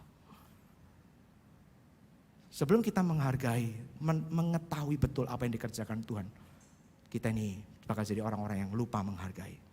Itu sebabnya Tuhan kemudian lewat perkataan-perkataan Paulus selanjutnya. Coba perhatikan ayat yang berikutnya. Ya. Dia berkata bahwa ini tadi yang sambungannya dengan kejadian pertama manusia jatuh dalam dosa. Bagian 1 Korintus pasal 15 tadi ayat 57 mengatakan syukur kepada Allah yang telah memberikan kepada kita kemenangan oleh Yesus Kristus Tuhan kita. Paulus sebagai orang yang tadi menyadari betul, aduh celaka loh ini, hutangku ini terlalu besar. Persoalanku ini terlalu besar, terlalu berat. Siapa yang bisa menolong aku? Dia bersyukur karena dia sadar betul Yesus Kristus Sang Juru Selamat itulah satu-satunya jalan keluar. So, saya ingin menggambarkan apa yang dilakukan Kristus itu dengan mengambil konteks kita hari ini, tapi diimajinasikan sedikit lebih ekstrim. Ya, 2 tahun terakhir ini kita kena yang namanya situasi pandemi, betul ya. Sebelum ini kita mungkin cuma baca buku sejarah, ya, bahkan mungkin tidak banyak orang yang tahu bahwa situasi ini pernah terjadi puluhan tahun, ratusan tahun yang lalu, betul ya. Waktu ada pandemi kita semua kalang kabut. Bayangkan saudara kalau pandeminya bukan sekedar virus flu. Bayangkan kalau pandeminya adalah satu bibit penyakit virus yang pasti membawa kepada kematian. Dan sebelum mati itu sengsaranya luar biasa. Anda mau pengobatan dimanapun, pakai obat apapun ya, pakai obat antivirus yang paling mahal sekalipun ya, Anda mau telan 1 karton sekalipun sekaligus, tidak ada yang bisa menyembuhkan. Bayangin ya, virusnya begitu jahat, itu kemudian menular ke seisi dunia, lalu kemudian semua yang tertular pasti mati. Matinya pasti mengalami penderitaan. Para ahli menyimpulkan setelah melakukan penelitian, tidak ada antivirus apapun yang bisa dipakai yang dengan cara dibikin di laboratorium. Mau virus aslinya diambil, dilemahkan, lalu dimasukkan, bangun antibodi, nggak bisa. Mau bikin penelitian rekayasa DNA, rekayasa kimia ini pun nggak bisa. Nggak ada satupun yang bisa. Satu-satunya antivirus yang bisa membawa kesembuhan bahkan membangun antibodi adalah kalau ada 1 orang manusia, harus manusia, tidak boleh dari babi, tidak boleh dari kelelawar, tidak boleh dari apapun, hanya DNA manusia. Tapi manusia yang satu ini punya DNA unik luar biasa, sehingga waktu dia terpapar oleh virus itu, dia bisa mengalahkan si virus itu bahkan membunuhnya. Lalu kemudian itu loh, antibodinya manusia super ini yang diperbanyak lalu kemudian dibagikan. Siapapun yang terima antivirus itu dia sembuh. Saudara bayangkan, itu yang dilakukan Kristus di atas kayu salib. Kuasa dosa itu, ya, sengat dosa itu adalah maut. Semua manusia kita sudah kena virusnya, virus dosa. Tidak ada satupun yang lewat, tidak ada satupun yang bisa kebal. Maka kita semua ini nasibnya sama. Apa? Menuju maut, mati dengan mengerikan. Karena matinya yang kali ini, mati untuk selama-lamanya tanpa Tuhan. Terlalu mengerikan. Tapi ada satu manusia yang punya DNA khusus. DNA khususnya apa? Dia manusia, darah dan daging, tapi dia tidak punya dosa. Dia itulah yang kemudian turun ke dalam dunia, mengambil rupa jadi seorang manusia. Harus berperang melawan kematian. Dan dia menang. Sekarang setelah dia menang, dia membagi-bagikan antibodi itu, antivirus itu. Supaya siapapun yang mau menerimanya, dia menerima antibodi yang sama. Dan kita tidak perlu lagi harus mati dalam kebinasaan kekal. Itu sebabnya Tuhan berkata kan hari itu, ketika ia memberikan nubuatan tentang keselamatan, ular ya Kau akan menyusur dengan tanah seumur hidup dengan perutmu. Menyusur tanah dengan perutmu. Keturunanmu akan meremukkan tumitnya. Tapi keturunannya akan meremukkan kepalamu. Saya bayangkan ya, kalau ada satu orang manusia yang tadi punya DNA super tadi. Tapi kan belum ada ujiannya tuh. Belum pernah teruji tuh. Itu kesimpulan misalnya gitu ya. Kesimpulan para ahli harus ada manusia DNA super. Diinjek dengan virusnya lalu dia menang. Saya tanya, Anda ya. Andalah yang punya DNA super itu. Tapi kan sebelumnya belum teruji tuh. Taunya teruji bener apa enggak? Asumsi itu dari mana? Ya tak injek beneran dengan virusnya. Ya. Kalau salah ya para ahlinya ngomong, waduh maaf ya ternyata Anda tidak sesuper itu. Tadi ini sudah diem di rumah, enggak pernah sakit. Ya gara-gara pengen tahu aku ini super apa enggak, diinjek dengan virusnya, mati setelah itu. Celaka ya. Artinya apa? Resiko peperangan itu luar biasa. Makanya jangan pikir ketika Kristus datang ke dunia, lalu kita berkata, dia kan Tuhan. Enteng pasti buat dia. Ibrani berkata, dia juga dicobai, tapi dia tidak berbuat dosa. Ya iya dia Tuhan. Lah aku kan manusia. Salah betul ketika kita punya asumsi seperti itu. Justru karena dia adalah Tuhan. Ketika dia kemudian turun ke dalam dunia mengambil rupa menjadi manusia, bayangkan betapa besar penderitaannya. Kita saja yang sudah hidup di taraf hidup tertentu aja, ini pakai logika simpel aja ya. Taraf hidup tertentu, rumah seperti ini, lalu tiba-tiba disuruh pergi sana ke tempat pemulung sampah, gubuk cuma 1 kali 1 meter dengan lingkungan sampah. Muak enggak?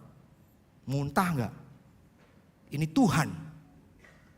Saya tidak bicara soal rumah besar, bukan. Tapi soal kesucian. Dia Tuhan pribadi yang maha suci. Sekarang harus jadi manusia. Kumpul dengan kita-kita. Melihat dengan mata kepala sendiri. Mendengar langsung betapa jahat dan menjijikannya hidup kita dalam dosa. Tapi dia turun melakukan itu. Betapa besarnya kuasa dan pengorbanannya.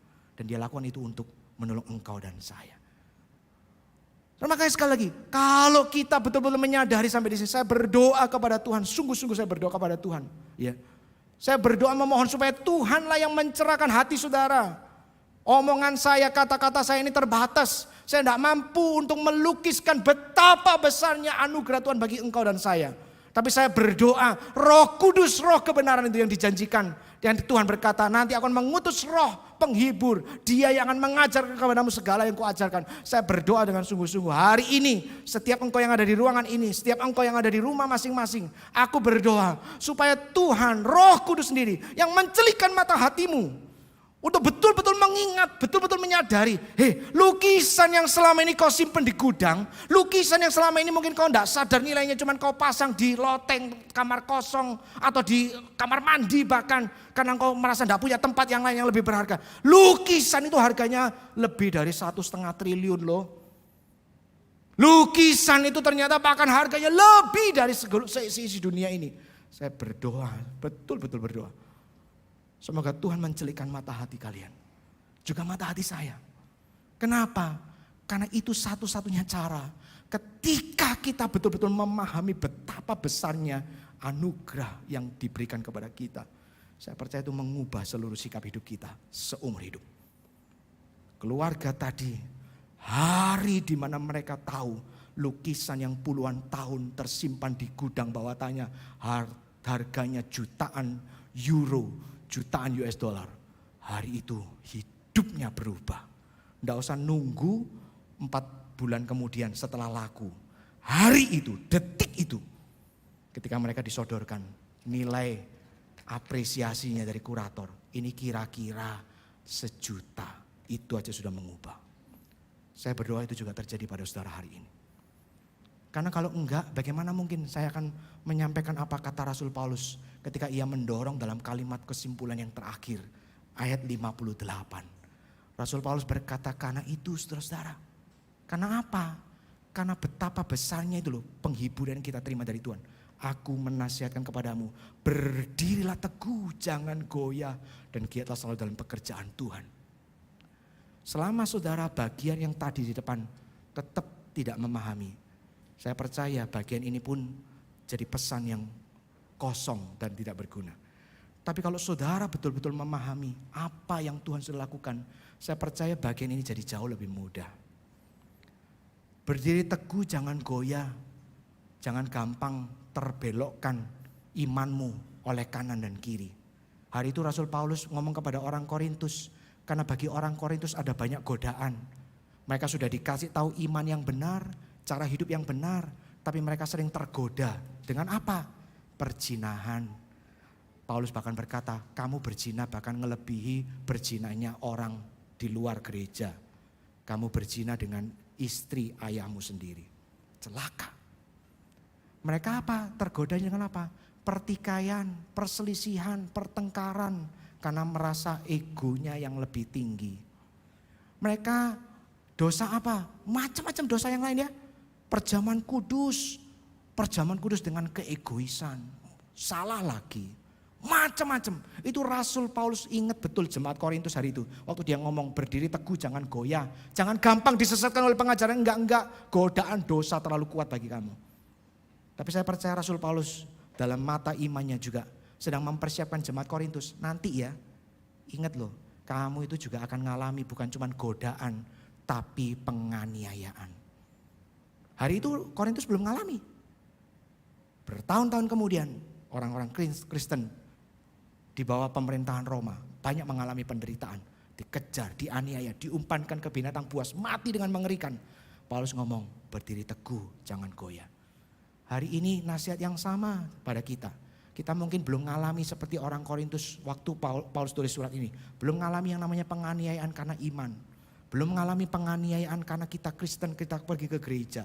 Saya percaya tidak banyak kita yang mengalami itu. Ya, saya percaya itu. Tekanan di tempat kerja lah, dimanapun, hanya gara-gara tahu kita Kristen. Saya percaya di zaman seperti ini, mungkin tidak banyak yang mengalami itu. Di Indonesia, entah kalau di negara-negara tertentu. Gitu. Tapi godaan dosa, itu sama seriusnya. Godaan dosa, berkali-kali dibahas, berhala-berhala kehidupan. Jangan sampai kita goyah karena tawarannya. Tapi yang kedua, yang terakhir dikatakan, giat selalu dalam pekerjaan Tuhan. Tidak ada yang lain. Kalau kita sadar betul Tuhan itu sudah mati buat kita, apalagi yang bisa kita lakukan selain melayani Dia dengan penuh ketekunan. 2 tahun terakhir masa pandemi ini menurut saya, ada satu hal yang terjadi. Yaitu apa? Makin kerasnya perdebatan-perdebatan yang sebetulnya tidak perlu. Misalnya kalau bicara soal pekerjaan Tuhan ini ya.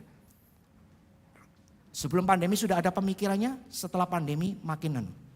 Pekerjaan Tuhan, di mana sih kita bisa bekerja melayani Tuhan? Kan gak cuma di gereja toh, apalagi gereja 2 tahun kemarin tutup. Tadinya asyir, gimana mau asyir sopo, kebaktiannya online semua. Ya, tadinya apalagi lah, macam-macam ya. Bahkan awal-awal gitu, mungkin guru sekolah minggu, tadinya bisa ngajar, sekarang juga gak bisa ngajar. Karena mungkin terbatas alat ini dan itu. Pelayanannya jadi berkurang. Kalau begitu apa? Ya sudah pelayanannya di luar gereja dong. Tapi kemudian makin ke belakang makin muncul pemikirannya makin kuat. Pelayanan itu memang gak harus di gereja. Pelayanan itu pertama-tama memang harus di dalam rumah tangga kita sendiri. Apa gunanya engkau hebat luar biasa di gereja tapi rumah tanggamu kacau balau? Iya, saya setuju saudara. Tapi gak usah dipertentangkan dong. Saya hanya melayani di rumah, berarti saya gak bisa melayani di gereja. Apakah berarti kalau saya melayani di gereja, rumah tangga saya pasti kacau? Ini kan namanya false dikotomi. 2 hal yang gak harus bertentangan tapi dipertentangkan. Seakan-akan harus milih salah satu. Saya melayaninya di luar, di tempat kerja. Berarti saya di gereja, wis pokoknya diem, duduk, diem, nikmati ibadah, pulang. Gak harus dong. Pelayanan baik di luar gereja maupun di dalam gereja harusnya bisa berjalan bersama-sama dong. Ingat loh. Seorang penulis bahkan pernah berkata, manusia, semua manusia secara umum, setiap manusia dalam hidupnya itu bisa punya lebih dari 4.000 kemampuan. 4.000 kemampuan. Kita seringkali baca perumpamaan talenta 1, 5, 10. 10 itu paling banyak. Jangan-jangan aku cuma 1, padahal ada 4.000 kemampuan. Loh, kalau nggak percaya, coba perhatikan. Tadi saudara masuk dapat ini, betul? Sebagian sudah membaca. Sebagian mungkin belum. Ini adalah salah satu bentuk pelayanan yang bisa kita lakukan. 1 week challenge. Harusnya mungkin jangan cuma 1 week ya. Kalau bisa 1 year, bahkan kalau perlu whole life, pelayanan seumur hidup. Apa itu? Misalnya doakan satu orang, maaf ya sudah tua gak kelihatan.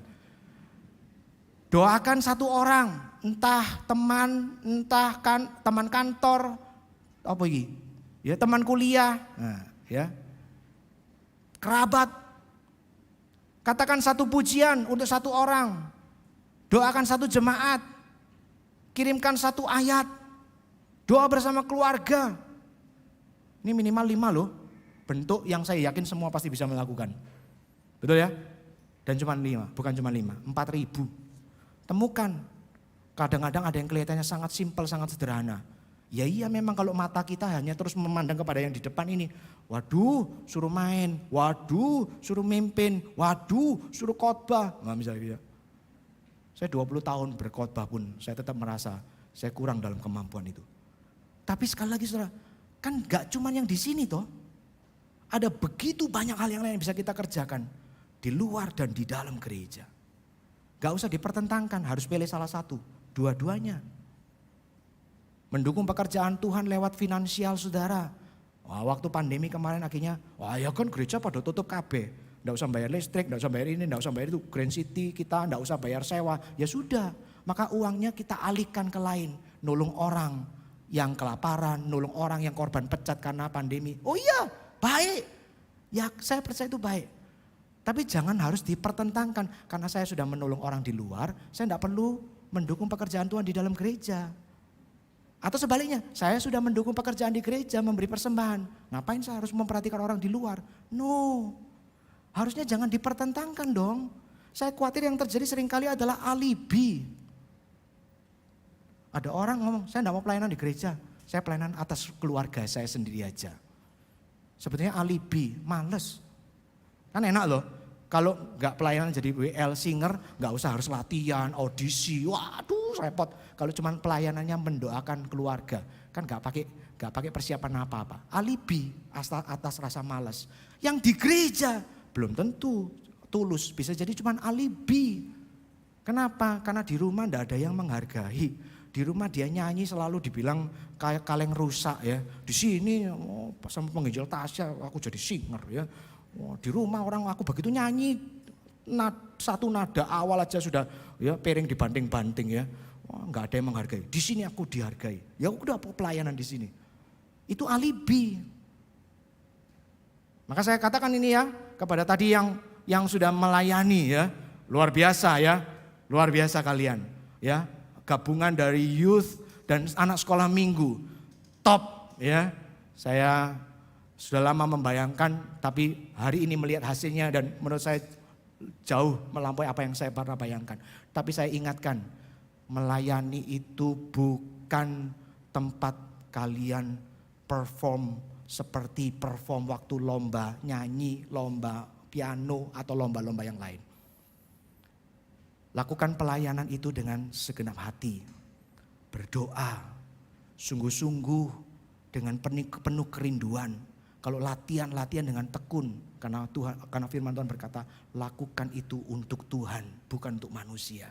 Dan saya percaya pelayanan seperti itu sesederhana apapun, sangat menyukakan hati Tuhan. Maka bagaimana dengan yang lain? Ayo, sama-sama dong. Betul ya? Jangan lupa, hidup kita sudah ditebus. Dan ditebus dengan harga yang mahal. Harganya sudah dibayar lunas. Jangan sia-siakan. Jangan biarkan lukisan itu terus disimpan di gudang rumahmu. Kamu punya lukisan, salah satu bahkan bisa dibilang lukisan termahal di dunia. Jangan sia-siakan dengan kamu taruh di tempat yang tidak semestinya. Jangan kamu sia-siakan dengan cara kemudian tidak dirawat, tidak dijaga, tidak diperhatikan. Tuhan yang ada di hatimu sungguh rindu ya, supaya hidup kita ini menjadi hidup yang betul-betul memuliakan Tuhan. Mari kita masuk dalam doa saudara.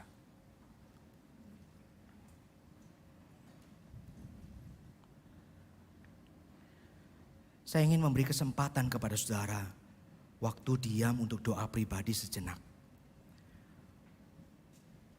Kalau di antara saudara-saudara masih ada yang berpikir, aduh Tuhan, penjelasan hari ini, ataupun bahkan penjelasan-penjelasan yang sebelum-sebelumnya pernah ku dengar soal betapa besarnya pengorbanan Tuhan, tetap tidak ada efek apa-apa dalam hatiku. Tetap tidak ada rasa apa-apa yang spesial bagi aku. Saya dorong saudara untuk minta kepada Tuhan. Karena saya tahu ini bukan sesuatu yang serba otomatis. Minta kepada Tuhan. Tuhan, buka mataku, buka telingaku. Tolong aku betul-betul bisa ngerasakan, ngelihat nilai pengorbananmu itu. Kalau aku punya lukisan seperti lukisan Raden Saleh itu, mungkin selama ini ku biarkan tersimpan tanpa dijaga, tanpa dirawat di pojok gudang rumah. Karena aku enggak mampu, aku enggak tahu harganya. Maka buka mataku, buka pengertianku supaya aku betul-betul bisa memahami dan mengerti betapa besarnya pengorbanan Tuhan. Betapa berharganya hidupku yang saat ini ku jalani setelah menerima anugerah Tuhan itu. Saya dorong saudara, minta sungguh-sungguh sama Tuhan. Kata-kata saya, pikiran saya terbatas. Saya terlalu bodoh untuk merancang kata-kata yang bisa menggerakkan hati saudara. Tapi Roh Kudus, roh kebenaran itu mampu menerobos hati yang paling keras sekalipun. Melembutkan, memberikan pengertian dan pemahaman, bahkan memberikan kegairahan. Minta Roh Kudus itu bekerja dalam hidup saudara. Membuka mata iman saudara. Supaya ada perubahan ke depan ini. Dengan hidup yang masih Tuhan berikan. Jangan cuma puas menjalani hidup yang baik-baik saja. Hari ini firman Tuhan tegas mengatakan, karena itu saudara-saudara, berdirilah teguh, jangan goyah, dan giatlah selalu dalam pekerjaan Tuhan. Bahkan ada sebuah penghiburan, karena kita tahu bahwa dalam persekutuan dengan Tuhan, jerih payah kita tidak sia-sia. Kurang apa Tuhan? Kurang apa Tuhan? Dia bukan cuma sudah memberikan yang terbaik bagi kita sebelum kita melakukan apa-apa. Tapi bahkan dia memberikan satu janji. Bahwa setelah kita menjalani hidup kita dengan segala perjuangannya. Satu hari nanti. Ada hari di mana kita akan melihat jerih payah kita tidak sia-sia. Berdoalah, berdoalah. Tuhan yang mendengar seruanmu sendiri.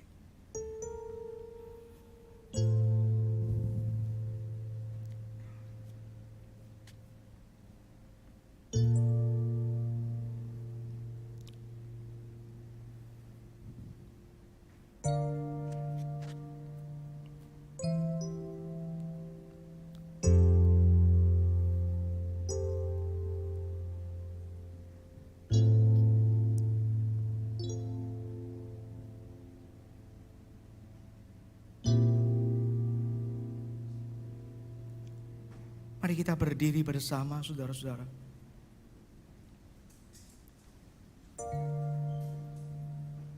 Di hadapan-Mu Tuhan, kami membawa diri kami, membawa hidup kami. Di momen Paskah ini, kami mau bersyukur. Karena sesungguhnya Tuhan tidak perlu lagi kami diyakinkan bahwa Engkau adalah pribadi yang menang. Engkaulah anak Allah yang hidup. Dan ketika Engkau berkata kepadaku, segala kuasa di surga dan di bumi telah diberikan kepadaku. Tidak ada satupun dari kami yang meragukannya. Kami bersyukur hari ini kami bersama dengan banyak orang di dunia ini merayakan, mengingat dan meyakini kembali betapa dahsyatnya Engkau yang telah menang atas kuasa maut. Yang lewat kematian tapi juga kebangkitan-Mu Engkau memberikan sebuah pengharapan. Sebuah janji kesembuhan bagi kami. Semua umat manusia yang sudah terpapar dengan virus dosa dan virus maut ini. Hanya oleh darah-Mu lah kami menerima kesembuhan dan pemulihan, kemenangan dari dosa. Satu kali nanti, kapanpun itu terjadi ketika kami mati, maka kematian itu tidak akan memimpin kami kepada kebinasaan. Karena kami mati di dalam Tuhan, kami mati dalam iman, maka kematian hari itu akan membawa kami ketemu Tuhan di surga dalam segala kemuliaan selama-lamanya. Maka sekarang yang kami mohon Tuhan, tolong kami hari ini, saat ini, dan ke depan. Berikan kami hikmat-Mu itu Tuhan, supaya kami memahami bagaimana kami harus meresponi kasih sayang Tuhan itu dalam perjalanan hidup kami. Hamba-Mu ini berdoa bagi setiap umat-Mu di tempat ini. Sebagai seorang pribadi yang sedang berstudi, berkuliah, yang sedang bekerja membangun karir. Sebagai pasangan-pasangan kekasih yang sedang merajut kasih, memimpikan untuk merajut masa depan pernikahan. Sebagai pasangan-pasangan suami istri, baik yang baru maupun sudah puluhan tahun menjalani hidup dalam pernikahan. Bagi para orang tua yang menerima tanggung jawab Tuhan yang besar dan mulia untuk membesarkan dan mendidik anak-anak dalam rumah tangga mereka. Bagi kami para anak yang masih punya orang tua, yang masih Tuhan percayai kepada kami untuk hidup bersama mereka orang-orang terkasih itu. Tuhan, hamba berdoa bagi setiap umat-Mu ini. Dengan segala kondisi, peran yang Tuhan panggil masing-masing. Tuhan, hamba berdoa, biarlah kiranya kasih karunia Tuhan sendiri yang terus mengubah, meneguhkan dan menguatkan. Lebih dari itu, memimpin kepada perubahan hidup. Tidak lagi hidup untuk diri sendiri, tapi hidup dengan penuh kegairahan, giat melakukan pekerjaan Tuhan di dalam gereja, di luar gereja, di rumah tangga, di tempat kerja, dimanapun. Karena semua itu adalah ladang Tuhan, ladang yang harus digarap oleh kami semua bersama-sama. Hamba berdoa bagi segenap umat-Mu, ketika hari-hari ini Engkau izinkan ada pergumulan-pergumulan yang harus dihadapi. Biarlah juga menjadi sebuah momen di mana umat-Mu belajar bertahan di dalam Tuhan. Dan mereka boleh melihat kemenangan yang Tuhan berikan. Sekali lagi Tuhan, kami tidak mau berhenti hanya sebagai seorang yang menyanyi. Kami lebih dari pemenang. Kami lebih dari pemenang. Tapi di ujung hari kami tidak pernah pergi berperang. Kami tidak pernah mau repot-repot bertanding. Kami tidak mau pernah repot-repot berjuang. Buat apa kemampuan yang Tuhan beri kami sebagai para pemenang kalau kami tidak menggunakannya untuk hidup bagi Tuhan? Tolong kami. Sekali lagi Tuhan, tolong kami. Kami membawa diri kami semuanya, hamba-Mu ini secara pribadi maupun semua yang ada di ruangan ini, bahkan saudara-saudara seiman yang ada di rumah masing-masing. Jadikan Paskah ini jadi momen kebangkitan, kebangunan rohani kami. Selesai ibadah ini, kami berpikir dengan keras, Tuhan, apa yang harus kulakukan? Bergiat dalam pekerjaan Tuhan. Karena itulah ungkapan syukur kami. Terima kasih Tuhan. Kami bawa persembahan kami, bukan hanya persembahan materi, tapi lebih dari itu persembahan hidup. Biarlah Tuhan berkenan memakai apa yang kami persembahkan, semuanya untuk kemuliaan nama Tuhan. Terpuji-pujilah nama-Mu Tuhan. Berdoa juga bagi ulang tahun ke-70 dari Sinode Gereja Kristen Kalam Kudus. Kiranya Tuhan menolong supaya ini juga menjadi momen kebangkitan bagi seluruh gereja, pos pelayanan Kalam Kudus, bahkan sekolah Kalam Kudus se-Indonesia di berbagai tempat dari Sumatera sampai Papua. Biarlah semua kami bergerak, bangun dan bangkit kembali untuk makin giat bersungguh hati mengerjakan pelayanan Tuhan. Terima kasih. Ini doa kami. Terpuji-pujilah nama-Mu. Dalam nama Tuhan Yesus kami berdoa. Amin. Doksologi kemuliaan bagi Bapa.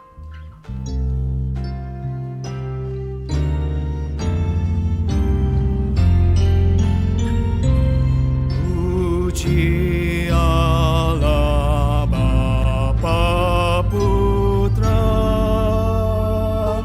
puji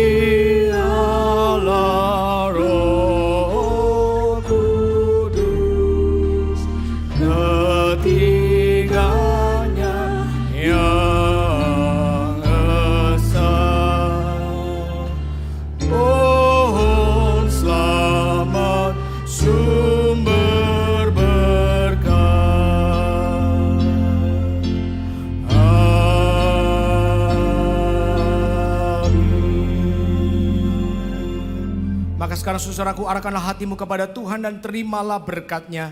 Kiranya kasih karunia dari Allah Bapa Surgawi, kasih sayang sempurna dari Tuhan Yesus Kristus, sahabat kita yang telah menang atas kuasa maut, kuasa yang paling mengerikan, kuasa yang akan memisahkan kita dari persekutuan dengan Bapa untuk selama-lamanya. Yesus yang telah menang, kuasa dan kasih-Nya itu yang akan menyertai dan memberkati kita. Kiranya penghiburan, damai sejahtera, kuat kuasa rohani dari Allah Roh Kudus akan memimpin dan memberkati hidupmu saudara-saudaraku. Supaya kamu menjadi pribadi-pribadi yang berdiri teguh, tidak goyah, bahkan giat selalu dalam pekerjaan Tuhan. Hari ini sampai selama-lamanya. Amin. Amin. Amin.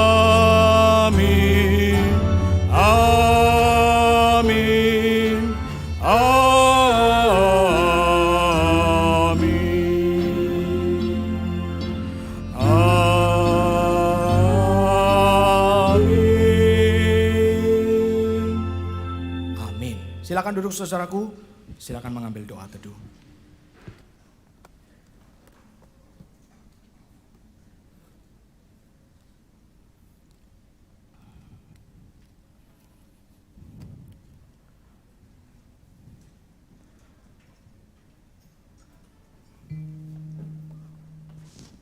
Baik, mohon kesabarannya sebentar, saya akan menyampaikan beberapa pengumuman singkat.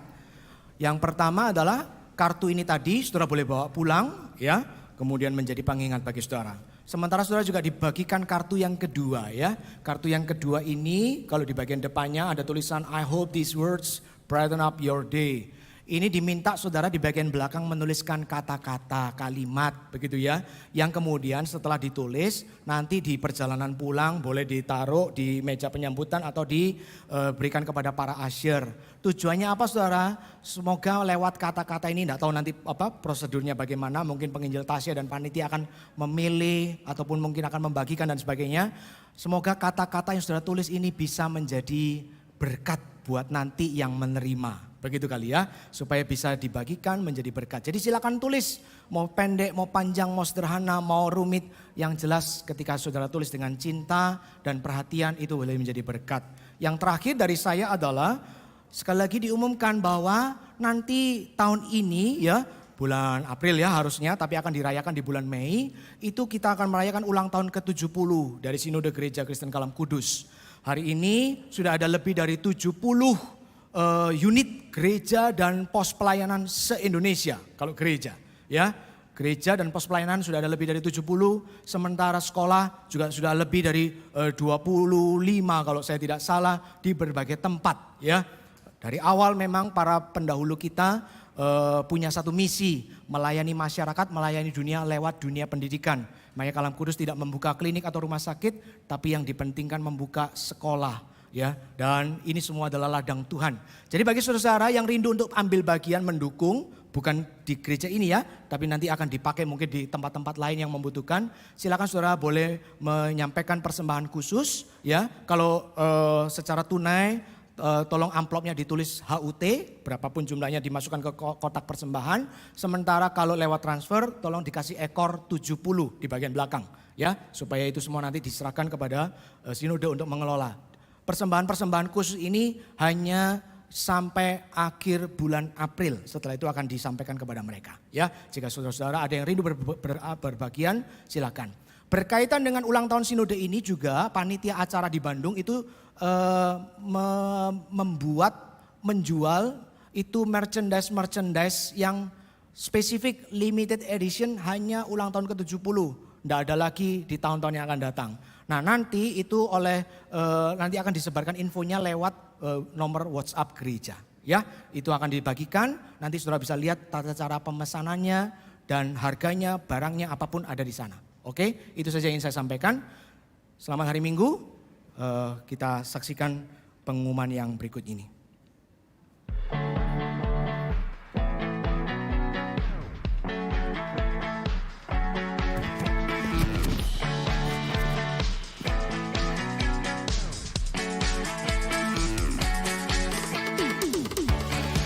Halo Sobat Writers, gimana hari minggunya?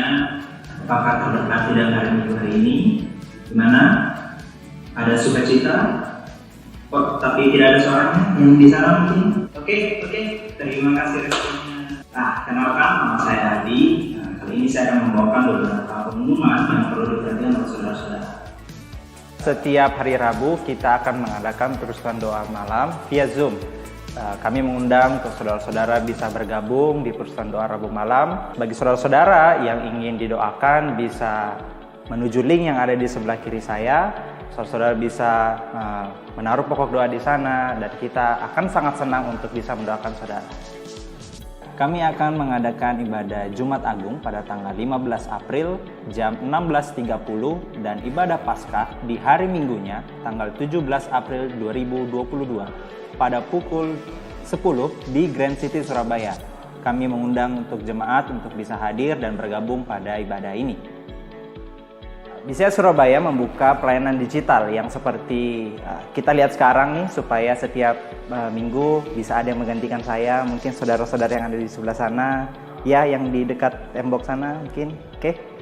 Yang rindu untuk terlibat dalam pelayanan digital ataupun juga tidak harus pelayanan digital, ada juga bisa terlibat di pelayanan present worship atau di usher atau apapun, bisa join di link yang ada di sebelah kiri saya, bisa mendaftar melalui sana. Kami rindu untuk jemaat semua bisa terlibat dalam pelayanan ini. Last but not least, jangan lupa subscribe YouTube BCS Surabaya dan follow Instagram @BCS_Surabaya. Happy Sunday, have a good day, and God bless you.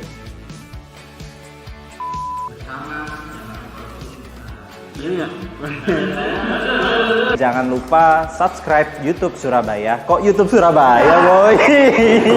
Perkenalkan saya Eri Cahyadi. Happy Sunday, have a good day, and see you. Oh, God bless you. God bless you. God bless you. Kok see you?